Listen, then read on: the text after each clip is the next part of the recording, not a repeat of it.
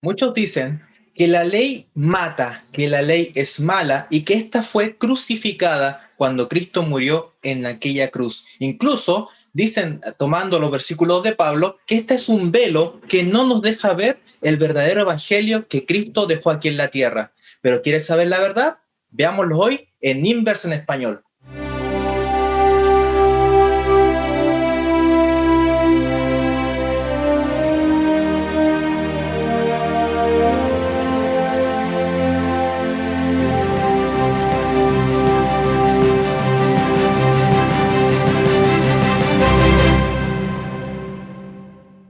Estás viendo Inverse en español, un programa de Espacio Joven. Y como cada semana tenemos un estudio, una introspección a esta lección, a esta hermosa lección de los dos pactos, ¿verdad? Que hemos estado estudiando. Y para eso nos van a acompañar tremendos invitados el día de hoy. En primer lugar, tenemos aquí a nuestra amiga Alexandra Martínez. ¿Cómo estás, Alexandra? Hola Jan, gracias por esta linda invitación. Me encuentro muy bien, gracias a Dios. Así es, muy bien. Alexandra, ¿de dónde nos acompañas tú? Bueno, yo los acompaño acá desde Temuco. Como bien ustedes me presentaban, soy Alexandra. Soy regional JA de la zona 2, desde acá en la ASACH. Muy bien, muchas gracias por tu presentación. También tenemos a bueno, por lo menos personalmente un viejo amigo, lo conozco hace muchos años, Josué Oces. ¿Cómo estás, Josué?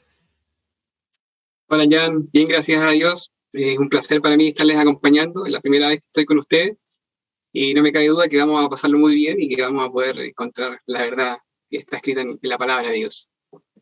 Amén, muy bien, gracias, Josué. Y también tenemos a un pastor ya conocido, ¿verdad? Nuestro pastor Hugo Martínez, de ahí desde la ciudad de los Andes, San Felipe, de aquel lugar que está ahí en el rinconcito de la quinta región. ¿Cómo está, pastor? Muy buenas tardes, chicos, jóvenes. Contento, agradecido de Dios porque me invitaron nuevamente. Un placer para mí compartir esta lección tan interesante. Muy bien, pastor. Muchas gracias por su presentación, pero no queremos dejarlo allí todavía. Necesitamos que ahora usted haga una oración para invitar al Espíritu Santo, para que Dios, ¿verdad?, nos instruya, nos guíe y que sea Él quien nos lleve la verdadera verdad acerca de lo que estamos hablando, ¿verdad? Valga la redundancia. Por favor, pastor. Amado Padre Celestial, en el nombre poderoso de nuestro amado Salvador Jesús, agradecemos primeramente el gran privilegio de ser llamados hijos tuyos, porque un día nos sacaste de las tinieblas y nos trajiste a la luz de tu conocimiento, de tu verdad.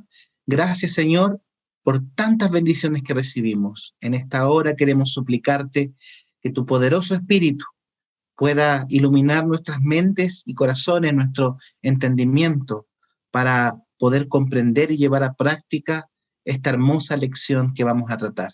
Lo pedimos en el nombre de Jesús. Amén. Amén, muy bien. Entonces, ahora que el Espíritu Santo ya está aquí en este programa, en este Inverse, vamos a pedirle, ¿verdad?, a nuestra amiga Alexandra que nos lea el texto base de esta lección. Segunda de Corintios, capítulo 3, verso 18, por favor.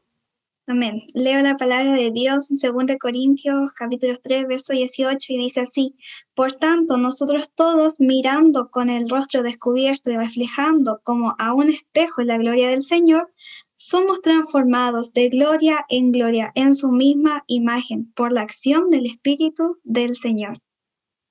Amén, muy bien. Entonces, como ya hemos estado estudiando, ¿verdad? Ya la semana pasada le dimos ahí como un pequeño mordisco a esta diferencia con Pablo ahí en Gálatas entre el antiguo y el nuevo pacto.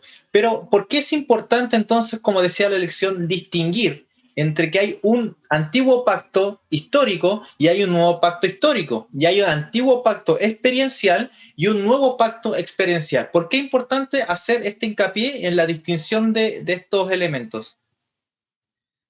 Bueno, es muy importante porque primero definamos conceptos.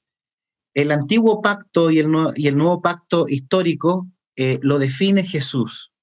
Cuando viene Jesús acá a la tierra, Él logra en su vida, en su ministerio y en su muerte hacer realidad todo el antiguo pacto, todo el sistema ceremonial de sacrificios, ese corderito que se sacrificaba en holocausto en la mañana, en la tarde, todo ese simbolismo, toda esa gran analogía que tenía el santuario, llega a su culminación, llega a su realidad en Cristo Jesús. Y de ahí en adelante empieza el nuevo pacto. Por eso son distintos.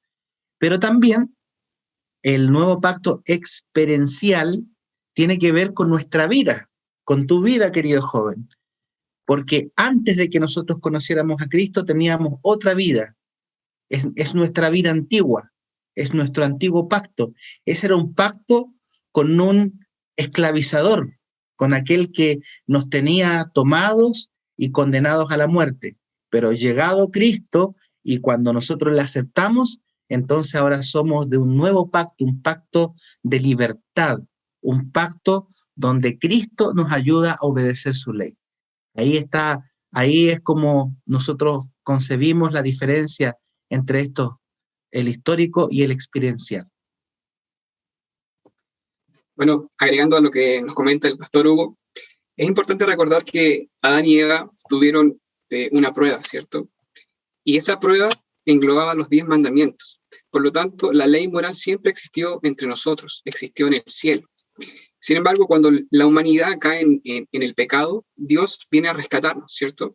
Y establece esta ley ceremonial, como bien decía nuestro pastor, para apuntar hacia el verdadero sacrificio, que era Cristo. Pero sin embargo, Él siempre deseó que nuestro corazón, nuestro interior, fuera transformado a su semejanza, no lo exterior, porque lo exterior, la Biblia nos comenta que no nos salva. Y quisiera compartir con ustedes un versículo en Salmo 37, 30 y 31, dice lo siguiente: la boca del justo habla sabiduría, y su lengua habla justicia. La ley de su Dios está en su corazón, por tanto, sus pies no resbalarán.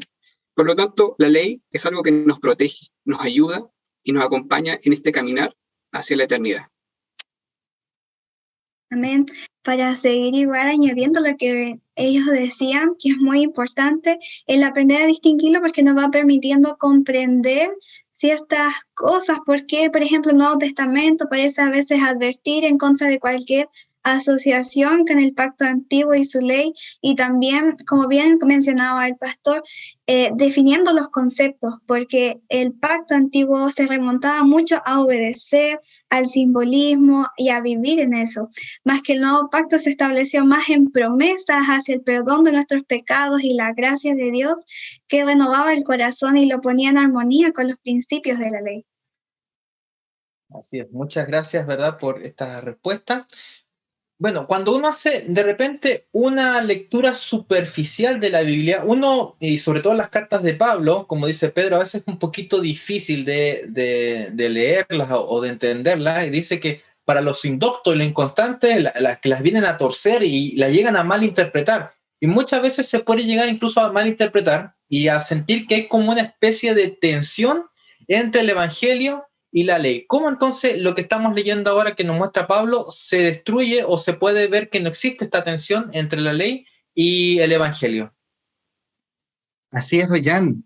Hay una tensión en el cristianismo con respecto a esto, porque hay muchas iglesias cristianas que conciben el antiguo pacto como un pacto de Moisés, un pacto imperfecto, un pacto que tenía que ver con salvación por obediencia.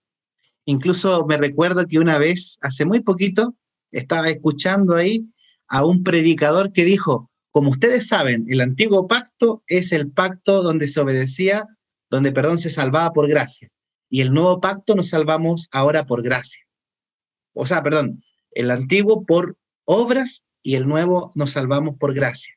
Y de esa manera la mayoría de las iglesias cristianas conciben la diferencia entre el antiguo pacto y el nuevo pacto. Entonces, hay una suerte de decir, no, eso ya no sirve, ya está obsoleto, ya está clavado en la cruz y todo eso. Pero nos olvidamos de que el plan de salvación, como dijo nuestro hermano Josué, ha sido siempre el mismo. La promesa de un Salvador y la promesa de la salvación por gracia en Cristo ha sido desde el principio, cuando nuestros padres Adán y Eva tuvieron que sacrificar el primer corderito. Entonces, el problema, ¿cómo bajo mi percepción, ¿cómo saco esa tensión que tú decías, Jan? La saco de la siguiente manera. El problema no es si me salvo por obras o me salvo por gracia. El problema es el lugar, en qué lugar está la ley. Porque en el primer pacto, la ley estaba en forma externa, estaba ahí en las tablas de piedra, uno las podía ver. Pero ahora, en el nuevo pacto, Dios quiere ampliar ese pacto. Dios quiere completarlo, no es que lo desecha, sino que lo completa, lo agranda, lo explica más. Ahora quiere que esa ley esté dentro de nuestro corazón, porque es mucho mejor obedecer desde afuera, desde adentro hacia afuera, que obedecer solamente en una manera externa. Entonces, para mí, la diferencia que puede ayudar a conciliar esta tensión es esa. Son pactos, es el mismo pacto, la única diferencia es el lugar donde está la ley. En el antiguo estaba afuera y ahora en el nuevo está adentro de la ley. El Espíritu Santo quiere escribir en nuestro corazón esa ley. Así veo más o menos cómo podemos solucionar esa tensión. Bueno, la verdad es que el pastor Hugo ya lo dijo todo, ¿cierto? Sin embargo, argumentar que en nuestra experiencia cristiana nosotros deberíamos conocer diariamente a Dios y cuál es su carácter, ¿cierto? Por lo tanto, cuando nosotros reconocemos que Dios es un Dios de amor, que se preocupa de nosotros y que desea algo profundo en nuestro corazón, logramos comprender que las obras jamás han salvado a la humanidad. Por lo tanto, si efectivamente fuera que antiguamente se salvaban por las obras, quiere decir que Dios deseaba una representación externa y no una transformación de nuestro carácter. Por lo tanto, cuando cada día somos transformados a la imagen de Dios a través de su palabra, a través de la oración, a través de compartir a Cristo, nos damos cuenta que Él desea esa transformación interna. De hecho, en Hebreos 10:4 dice que los sacrificios no quitan el pecado. Eso significaría entonces que si antiguamente se salvaban por obras, aquí hay una contraposición, ¿cierto? Por lo tanto, toda salvación proviene a través de la fe en Cristo. Amén. Y me gustaría destacar lo que decía el pastor, de que es mejor hacerlo desde adentro hacia afuera, lo que es la obediencia igual hacia la ley. Y es que me recordaba mucho el versículo donde dice que si me amáis, guardad mis mandamientos. Desde adentro, en el fondo de nuestro corazón, cuando nosotros amamos a Dios, vamos a obedecer y guardar sus mandamientos de acuerdo al amor que le tenemos a Él. Así es. Entonces, en resumen, podemos entender que si bien hay un antiguo pacto histórico que está en el Antiguo Testamento, ¿verdad? Y este nuevo pacto que vino Jesús, en el Antiguo Testamento podríamos vivir en otro pacto experiencial, porque muchos de los que hacían los sacrificios, vemos que llegaban, incluso Malaquías dice que llevaban animales defectuosos, total, era lo externo, era lo que dejamos aquí. Yo viví en el Antiguo Pacto, pero quien tenía los ojos en el garante que era Cristo Jesús, incluso viviendo en ese tiempo, podían vivir en el nuevo pacto, esa salvación por la fe. Bien, vamos a seguir viendo estas contradicciones que a veces parecen, sobre todo que nos atacan como jóvenes. Muchas veces, bueno, me meto entre los jóvenes, ¿verdad?, en este programa, pero muchas veces, nos dicen, oye, pero ustedes los adventistas están bajo la ley y nosotros estamos bajo la gracia. Por ejemplo, tomando acá el versículo, uno de los que mostraban, el 2 Corintios 3, verso 14, dice: pero el entendimiento de ellos se embotó, y esto muchas veces nos echan a nosotros. Dice, porque hasta el día de hoy, cuando leen el antiguo pacto, les queda el mismo velo sin descorrer, el cual por Cristo es quitado. Entonces, ¿cómo eso es que ahora Pablo nos dice realmente qué es ese velo que Cristo quitó? Es realmente, entonces, como habíamos dicho, es la ley, es el sábado, es el estar guardando los mandamientos de Dios, este velo que ellos dicen que nosotros tenemos? Bueno, ese velo es como la frase típica que nosotros decimos cuando estamos hablando con alguien y le decimos, quítate esa venda de los ojos. En otras palabras, ¿qué estamos diciendo? No es que tenga una venda literal en los ojos, sino que se está refiriendo a la tosudez, al orgullo, a la necedad, a esto de ser duro de cerviz, o sea, ponerse en su posición y no cambiar de posición. querer hacer su voluntad y no hacer la voluntad de Dios. Ese es el velo que está puesto en los ojos y que muchas veces no permite que nosotros podamos ver, profundizar las verdades espirituales. Y si lo aplicamos en el tiempo de Pablo, esa tosudez, ese orgullo, esa necedad, hacía que los judíos de ese tiempo no vieran a Jesús como su Mesías, porque ellos en su mente tenían otro concepto de Mesías, un Mesías triunfador. Entonces tenían ese velo, su discernimiento falso, su necedad, les impedía ver que realmente Cristo, el Mesías, iba a venir en forma humilde y a morir por ellos. Entonces, también podemos asumirlo como cuando ellos hacían estos sacrificios, entonces en esos sacrificios estaba velado el verdadero significado de que iba a venir un Cordero de Dios, el Hijo de Dios, que iba a salvar al mundo. Entonces, este velo es quitado o se puede quitar si la persona lo quiere cuando acepta a Cristo, cuando se rinde voluntariamente, se somete voluntariamente a Dios, considerando que la voluntad de Él es suprema y que nosotros solamente somos criaturas. Sí, esta es una interpretación igual muy distinta a lo que decía Pablo. Dice que no fue Dios quien puso el velo, sino que fue Satanás el que lo puso. Y no representa el velo como tal, quizás el pacto del Sinaí o el sábado, sino el acto de Satanás de cegar al pueblo para que a través de su incredulidad no pudiese completar el evangelio en sí, lo pudiese contemplar de manera completa. Y afirma mucho en el capítulo 3 de Segunda de Corintios que cada vez que las personas se conviertan al Señor, el velo de la incredulidad será quitado y esa persona va a pasar de la vida a la muerte. Yo quisiera agregar a lo que menciona el pastor Hugo y Alexandra, que a lo mejor Pablo quizás estaba pensando en su experiencia. Y recordemos que Pablo, que antiguamente era Saulo, ¿cierto? Él perseguía a los cristianos porque él estaba totalmente decidido que ellos estaban equivocados, ¿cierto? Sin embargo, él se corrió su velo, ¿cierto? Y logró ver con claridad cuando tuvo este encuentro con Cristo. Por lo tanto, la experiencia de Pablo es la experiencia más clara en la vida de nosotros acerca de este texto. Cuando nosotros nos convertimos, cuando nosotros comprendemos la verdad, es por ejemplo cuando hablamos del infierno. La gente cree en el infierno y dice, Dios es un Dios castigador, por lo tanto, si existe no lo quiero seguir. Pero cuando vamos a la Escritura y vemos la verdad, conocemos realmente a Dios, ese velo se descubre, comprendemos que el infierno no existe y que Dios lo único que desea es poder salvar a cada uno de nosotros. Por lo tanto, ese velo refleja esa transformación, ¿cierto? Ese poder ver a Cristo y sus reales planes de amor para cada uno de nosotros. Muchas gracias, Josué.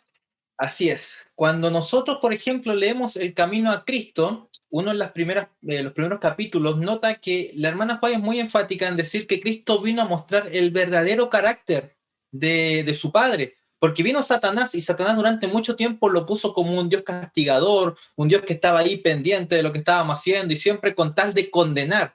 Y cuando viene Cristo muestra el verdadero carácter, que es un Dios que está buscando, que nos ama y por eso manda a su Hijo a morir por nosotros. Y al entender ese amor, el corazón cambia y empezamos ahora entonces a ver que la ley es una ley de amor, que realmente nos guarda del enemigo y que es parte de su carácter, que es amor. De hecho, si me amáis, guardad mis mandamientos, dijo el Señor. Entonces, el amor es la base de donde empezar a ir avanzando con los mandamientos. Muy bien, sigamos entonces con las preguntas ahora.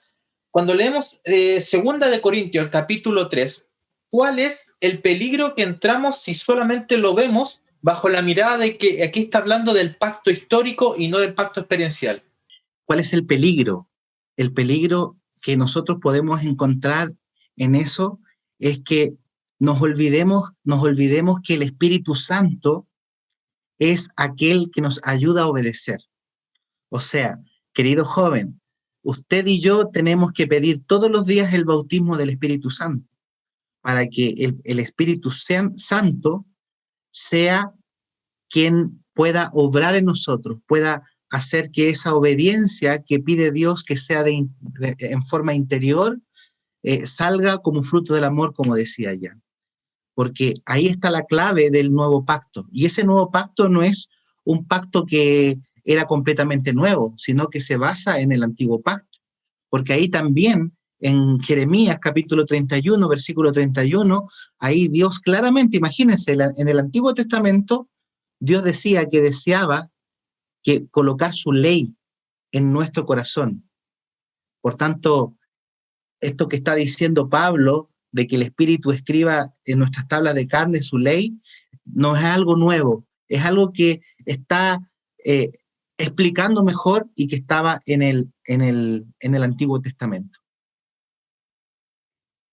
El peligro igual que siento que se notaría al interpretarlo de una manera histórica es que iríamos perdiendo el rumbo del llamamiento evangelizador también.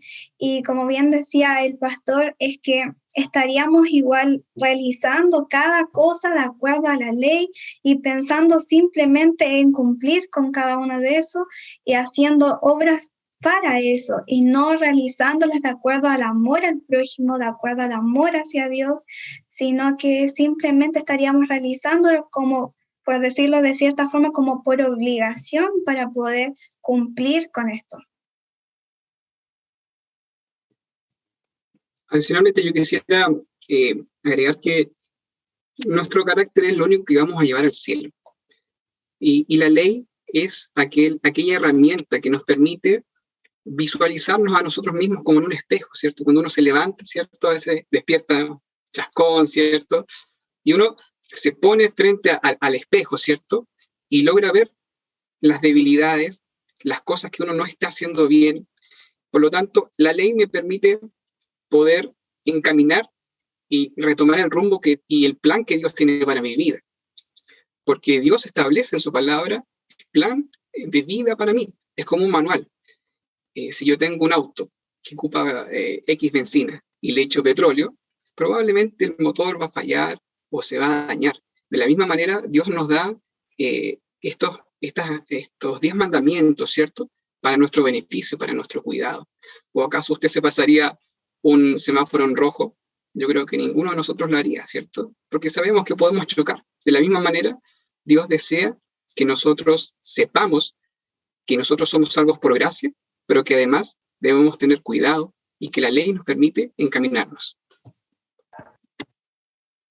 Muchas gracias. Hay un versículo que acá dice, y es manifiesto, el versículo 3 del capítulo 3, y es manifiesto que sois carta de Cristo expedida por nosotros, escrita no con tinta, sino con el Espíritu del Dios vivo, no en tablas de piedra, sino en tablas de la carne del corazón. Y esto yo creo que es parte de la experiencia del nuevo pacto, ¿verdad? Que Jesús ha escrito ahora en nuestro corazón, ¿verdad? Y no en las tablas de piedra, el pacto, la ley, para que ahora nosotros andemos en ella. Y eso es lo que nos dice Pablo también en Hebreos capítulo 10, en andar ahora conforme a la ley, porque ahora el Señor el que ha escrito esto. Y me gusta mucho lo que dice acá. Esta es la confianza que tenemos mediante Cristo para con Dios.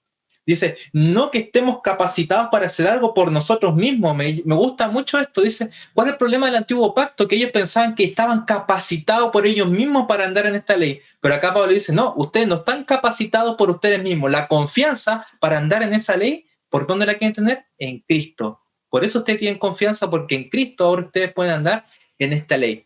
Muy bien, ya vamos a pasar entonces a la última pregunta del Inverse del día de hoy.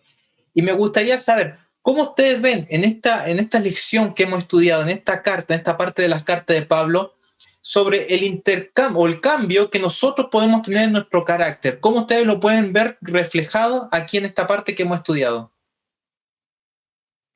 La hermana Elena dice en el libro de Mente, Carácter y Personalidad, en el tomo 2, dice que un carácter noble se va formando como consecuencia de duras batallas contra el yo. Y habla mucho sobre los buenos hábitos que uno va teniendo a medida que va pasando el tiempo. Y creo que una de las evidencias claves que se puede notar al momento de que mi carácter está comenzando a cambiar y está habiendo algo distinto en él, y es que mis hábitos comienzan a cambiar juntamente con él. Comienzas a tener y a realizar cosas no por fuerza, no por obligación, sino por amor. Comienzas tú a dejar muchas cosas erróneas porque sabes, como decíamos anteriormente, que de acuerdo a la ley nosotros vamos sabiendo qué cosas van siendo agradables también y qué cosas no están siendo agradables ante los ojos de Dios. Y a través de eso nosotros vamos viendo, sabiendo qué cosas nos llevarían a tentación o a pecar, y vamos comprendiendo qué es lo que está mal. Y una de las cosas que comenzamos a hacer es bien dejar tiempo de oración, es dejar tiempo al estudio para el Señor. Y en nuestro alrededor también se empieza a notar, se empieza a ver los cambios, porque nosotros es tanto el tiempo que comenzamos a pasar, y más en este tiempo con nuestra familia, que son los primeros en notar esos cambios incluso, porque comenzamos a hablar incluso más de Dios, comenzamos a incluirlo en nuestras conversaciones. Y es que en 2 Corintios 2:14 dice que manifestando en todo lugar el olor de su conocimiento, en cualquier lugar que estemos, con quienes conversemos, se va a comenzar a ver ese cambio en nuestro carácter. Incluso sin darnos cuenta podemos ir haciéndolo, y comenzamos a hablar sobre versos, quizás empezamos a ministrar a otros sin querer, incluso podemos realizar eso, pero con la capacitación del Espíritu Santo. El Señor, a través de la medida que vamos cambiando nuestro carácter, comenzamos a hacer estos hábitos de oración, de estudio, y mediante eso el Espíritu Santo nos va dando la capacitación para que nosotros podamos reflejar en nuestro carácter y vayamos pareciéndonos más y más a Jesús y a su imagen y a su gloria. Es importante también darnos cuenta que hay 3 pasos para que nosotros podamos tener esa transformación que nos menciona Alexandra. Primero es que Dios le expone a todo el mundo el Evangelio, por lo tanto todos tenemos acceso a esta salvación. El segundo paso es que Él está a la puerta y llama, como dice Apocalipsis, y nosotros somos quienes abrimos esa puerta. Por lo tanto, una vez que nosotros abrimos esa puerta, el tercer paso es que el Espíritu Santo transforma nuestra vida. Por lo tanto, esta obra comienza con Dios y posteriormente nosotros respondemos. Si abrimos esa puerta, nuestra vida va a ser transformada. Y eso es lo que Dios desea de cada uno de nosotros y de ti, amigo o amiga que nos estás viendo, que podamos ser transformados a su semejanza. Cuando nosotros recibimos el bautismo del Espíritu Santo en forma diaria, el Espíritu Santo empieza a hacer cambios en nuestra vida. El primer cambio es que nos da más deseos de orar, más deseo de estudiar la palabra de Dios, más arrepentimiento y más odio al pecado, y más deseo de compartir con otros las buenas nuevas. Cada vez que tú aceptas el bautismo del Espíritu, es decir, aceptas que la influencia del Espíritu esté en todos los aspectos de tu vida, Él empieza a imprimir en tu corazón, en tu mente, la vida de Cristo. Por eso un día Pablo dijo, ya no vivo yo, sino que vive Cristo en mí. Es decir, la vida de Cristo está o puede estar en cada creyente. ¿Y qué significa tener la vida de Cristo? En 2 Corintios, capítulo 2, versículo 16, dice que nosotros tenemos la mente de Cristo. ¿Y qué significa tener la mente de Cristo? Es tener los gustos y los disgustos de Cristo. Es tener la misma pasión por salvar almas. Es tener ese odio al mal, es tener esa compasión, es tener esa reverencia a la palabra de Dios y a su ley. Entonces, cuando tú y yo todas las mañanas nos consagramos a Dios como primera tarea, Señor, habita en mí, Señor, haz tu obra en mí, Señor, te entrego todo lo que soy, Señor, influye en mi vida, entonces cada vez tu vida va a ser semejante a la de Jesús.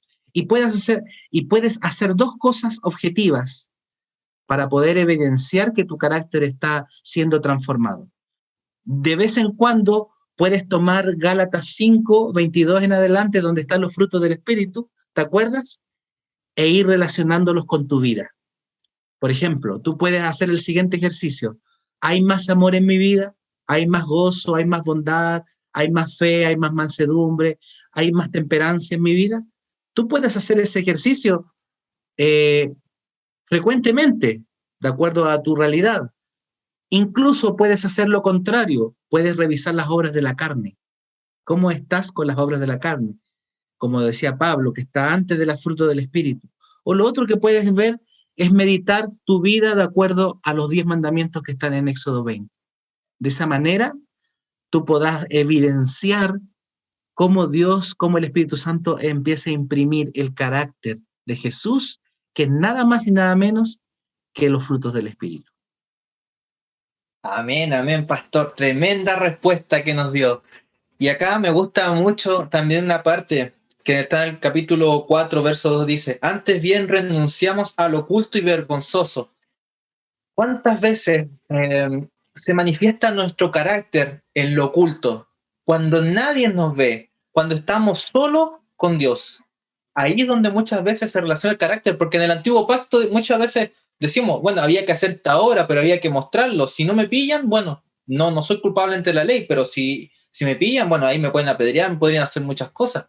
Pero, ¿qué pasa ahora con la ley de Cristo? La ley de Cristo es una ley del corazón, una ley que como decía el pastor, va cambiando todo nuestro gusto, nuestro ser, incluso cuando no hay nadie viéndolo, cuando estamos solamente nosotros con Dios, ahí en lo oculto, ahí es cuando realmente se revela el carácter.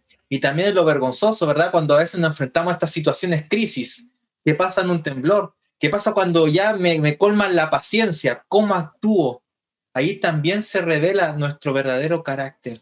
Entonces ahí, como dice acá, tenemos que dejarle que el Señor haga el trabajo. Espíritu Santo, muéstrame, como dice, viene a convencer de pecado. Muéstrame dónde está mi falla de carácter, dónde está lo que yo debo cambiar, y Él me lo va a mostrar, y ya tengo que pedir que, como decía acá, que ahora me capacite para andar en eso. Y el Señor, ¿qué es lo que va a hacer? No solamente te va a capacitar a andar en la ley, ahora te va a dar el disgusto por haber hecho eso que está ahí, y ya no lo vas a volver a querer hacer. Ahora ya te va a dar una rabia por haberlo hecho. Antes no te daba nada. Pero eso es el camino que debes seguir para ir creciendo, como dice acá, en las victorias de Cristo. Muy bien, ya estamos por terminar este capítulo. Ha estado tremendo, gracias por las respuestas que han dado, pero no podemos irnos sin antes la última respuesta, el último llamado para aquellos jóvenes que están allí, mirando ahí la pantallita, ¿verdad? ¿Qué es lo que más le llamó la atención de esta lección? ¿Qué es lo que ustedes creen que el Señor les habló a su corazón y también le gustaría compartirlos con los jóvenes que están allí? Por favor. Bueno, personalmente me llamó mucho la atención aplicándolo a nuestra vida. Nosotros somos fragancia para salvación. Somos cartas que están siendo leídas continuamente por aquellos que nos ven, nuestros amigos, nuestros vecinos, nuestros compañeros de trabajo, de la universidad. Y si en algún momento a lo mejor nos sentimos débiles, que nosotros no podemos, debemos recordar que el poder de Dios se perfecciona en nuestra debilidad, como decía Pablo también. Y también quisiera recordarles que también Pablo en Romanos nos dice que nada podrá separarnos del amor de Dios, ni lo alto, ni lo profundo, ni principados, ni potestades. Y la verdad es que la Biblia diariamente cambia nuestra mentalidad, cambia nuestra forma de ver la vida, nuestro prisma. Y quisiera contar una historia bien breve. Una vez un hombre estaba en un metro y había unos niños revoloteando, molestando. Y este hombre se molestó porque dijo, estos niños realmente están molestando en este vagón. Y le dijo al padre de los niños, le dice, tú deberías controlar a tus hijos. Y el padre de estos niños le dice, la verdad es que su madre acaba de morir. Y si ellos no saben cómo actuar, yo menos. Por lo tanto, él tuvo un cambio de paradigma. Pasó de ver a estos niños con enojo, con molestia, ¿cierto? Con rabia, a tener compasión por ellos. La Biblia nos invita a tener un cambio de paradigma. Por lo tanto, cada día que nosotros leemos la Biblia, nuestros ojos van a ser desvelados y vamos a descubrir verdades y vamos a descubrir el poder que Dios está dispuesto a darnos cada día. Que el Señor les bendiga. Queridos jóvenes, lo más probable es que usted, que es de la generación Z, de los Centennials, están escuchando este tema. Y hay algo muy bonito de ustedes. que son muy solidarios, que no se imaginan el mundo sin un smartphone, sin un celular, que buscan las cosas rápidamente, que son tremendamente emprendedores. Pero quiero decirles que nuestra mayor bendición también puede transformarse en nuestra mayor maldición. Queridos, es importante que en este mundo con tantos desafíos que ustedes están viviendo, en una sociedad donde hay una crisis en todo aspecto, una crisis moral y de sociedad, de todo aspecto, es importante que nosotros podamos tener en nuestra mente, decidir poder ser fiel al Señor y permitir que cada día Él ponga su ley, su verdadera ley en nuestra vida. Porque el mundo te va a decir que no hay ley, que no hay moral, que no hay un Dios creador, que hay evolución, que ese Dios de la Biblia es anticuado, es fundamentalista. Pero yo te digo que ese Dios creador, amante, salvador, que lo único que quiere es lo mejor para ti y para mí, es lo mejor que tú puedes hacer. Y vale la pena incluso llegar hasta las últimas consecuencias con Él, que es entregar nuestra vida a Él. Por tanto, te animo ante estos grandes desafíos a ser fiel al Señor, a ocupar tu tiempo lo más posible buscando las cosas de Dios para que el Espíritu pueda imprimir la imagen de Cristo en tu vida. Que Dios te bendiga. Bien, queridos jóvenes, a mí me gustaría decirles que hace poquito yo vi una noticia que decía que dentro de las 5 personas con las que más tú te juntas, tú eres el promedio de esas 5 personas.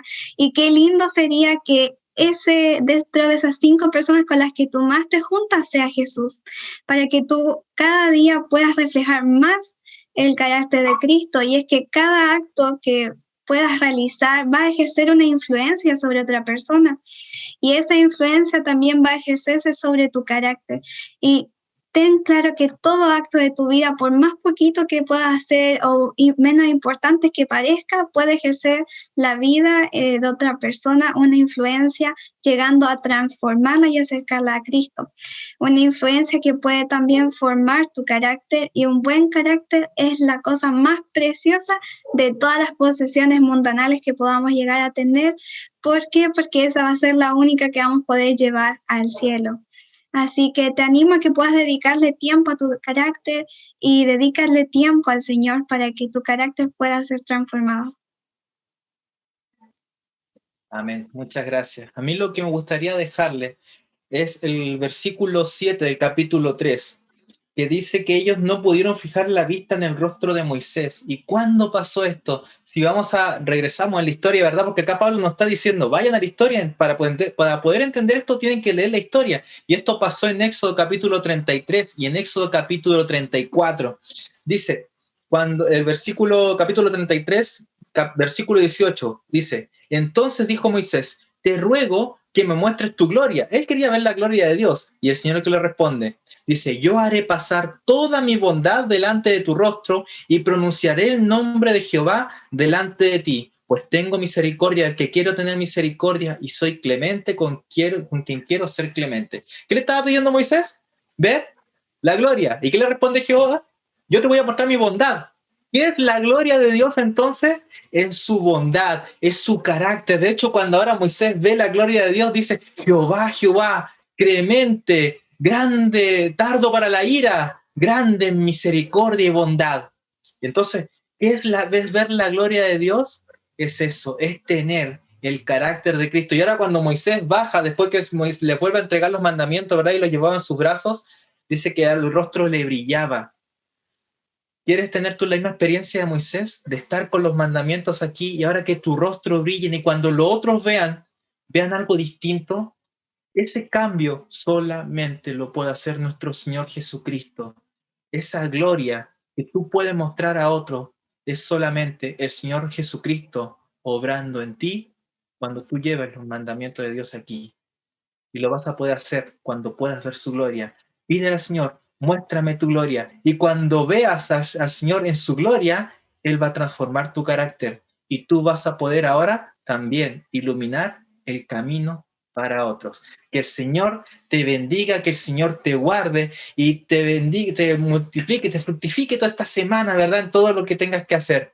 Muchas gracias por ver este programa. Muchas gracias, Alexandra. Muchas gracias, Pastor Hugo, Josué. Un gusto verte por acá. Y los invitamos a que ahora también, ¿verdad?, le den me gusta a este programa, que lo compartan allí con sus amigos, que lo compartan por todas sus redes sociales, Instagram, Facebook, YouTube y donde estén, y sigan estudiando su lección en su escuela sabática, en su grupo pequeño, y ahí quizá en su GPS, en lo que tengan, sigan estudiando, porque esta lección está buenísima. Muchas gracias a todos por acompañarnos, que el Señor los bendiga tremendamente. Un gran abrazo a todos, nos vemos, chao, chao.